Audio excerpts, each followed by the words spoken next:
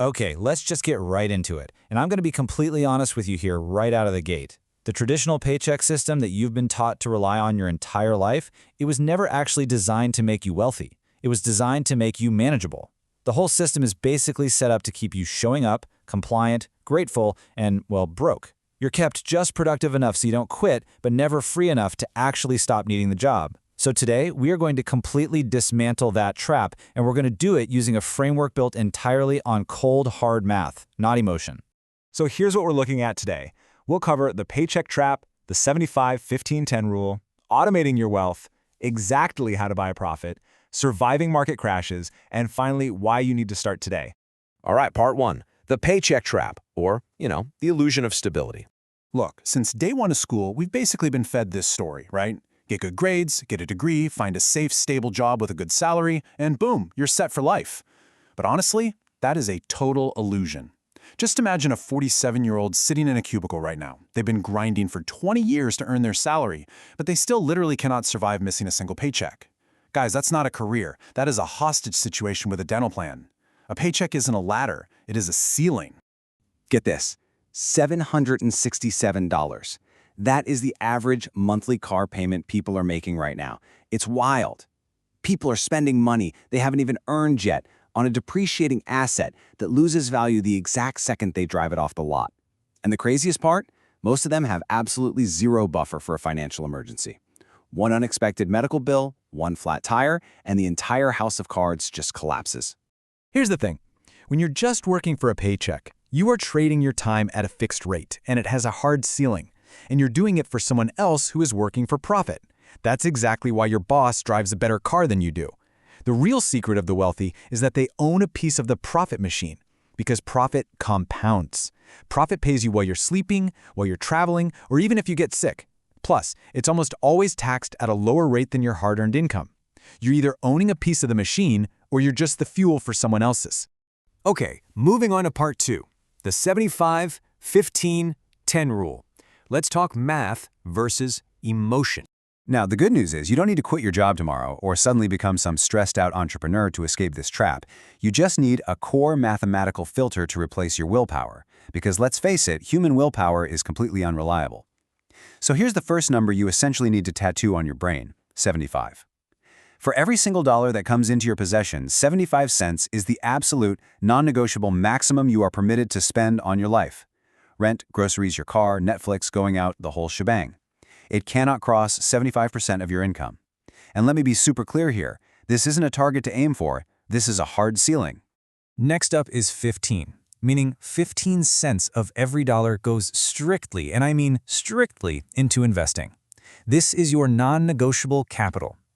Think of this as the exact money you are deploying to literally purchase your future freedom. It's the cash that goes out there and works for you the absolute second your head hits the pillow at night. And that leaves us with 10. 10 cents meant purely for your savings. This is your emergency reserve, your financial shock absorber. This specific bucket is the only thing standing between you and a complete disaster. It's the fund that makes sure a simple flat tire or a busted water heater doesn't turn into a spiraling credit card nightmare. Now, I can already hear some of you saying, wait, I'm living paycheck to paycheck. There is literally no way I can afford to cut 25% of my spending. Well, let me counter that excuse for just a second. If the government suddenly jacked up your income taxes by 25% tomorrow, what would you do? I mean, you'd be furious, you'd complain, but ultimately you'd figure it out, right? Because the alternative is prison. You'd cut the streaming services, you'd stop eating out, you'd skip those midnight Amazon purchases. You would find that money. The only difference here is instead of handing that 25% over to the government, you are mandating it to your future self. All right, part three, automate your wealth. Let's get willpower out of the equation. So having this mathematical framework in your head is completely useless if you don't actually build the infrastructure to run it. You simply cannot rely on your daily motivation to execute this math. Willpower is a finite resource and it will absolutely fail you at 11 p.m. when you see a 40% off sale online. First thing you got to do, open 3 separate bank accounts. Do not try to run this all out of one single checking account, it will collapse. Second, you set up automated transfers to happen the exact, literal moment your paycheck hits. Before you even see the cash, before you even tempt it, it gets automatically sliced up into your spending, investing, and savings accounts. The system does the work before your spending brain even registers that you got paid. As for that savings bucket, if you're young and single, You really want to aim for 3 to 6 months of living expenses. If you're a bit older, or you've got a family relying on you, you need more like 6 to 12 months. But, and this is where it gets really fun, once you actually hit that target, you cap the savings off. You stop funding it, and you redirect that 10% straight over to your investing bucket. So your 15% investment suddenly jumps to 25%. That is when your wealth building goes on the absolute offensive. Which brings us to part 4, how to buy profit. So, we know we've got this 15 to 25% chunk of capital ready to deploy, but where exactly does it go? How do we actually buy a slice of these profit-generating machines? Well, there are basically 3 main paths.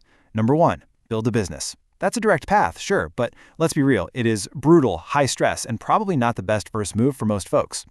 Number 2, company equity or profit sharing. This one is massively underutilized. Think about it. The early employees at Amazon or Google didn't get rich off their standard salaries. They got rich because they owned a piece of the profit machine.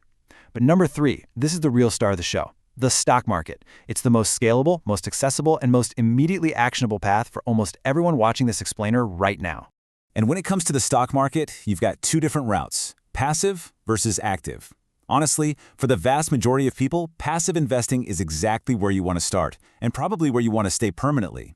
You're just buying broad exposure to the entire economy using low-cost index funds or ETFs, things like VTI or SPY, which completely removes the need to pick individual winners. Or you can look at dividend ETFs like SCHD for some solid cash flow. Active investing, on the other hand, is a whole different beast. It takes deep research, poring over financial statements, and taking on a lot of risk. If you're just buying and selling based on the latest news cycle or social media hype, active investing will consistently lose you money. For sure, just stick to the passive side of things. Okay, part 5, surviving market crashes. Now this right here is the ultimate psychological boss fight of investing. The math part we just talked about? That's easy. Holding your nerve and not panicking when the financial news is screaming recession at you, that's the really hard part. But take a look at the last 100 years of U.S. stock market history. We've seen more than 25 significant market crashes. That averages out to more than 2 every single decade. So what does that tell us? It tells us these downturns are not glitches. They are not failures of the system. They are highly predictable, completely normal features of the system. So we really need to completely redefine how we view a market drop. When the market drops 20%, it is not a crisis. Think of it more as a totally predictable clearance sale on fractional ownership in highly profitable businesses. You are literally just buying the exact same amazing companies you wanted to own last month, but now they're being handed to you at a 20% discount. And that leads right into our golden rule. Always be buying. Every single pay period, without exception. It doesn't matter what the news cycle says, and it doesn't matter how you're feeling. When the markets are up, you buy. When the markets are down, you actually buy even more aggressively because the discount window is wide open. The whole game here is just participation. You cannot catch the wave of a market recovery if you panicked and sold everything at the very bottom.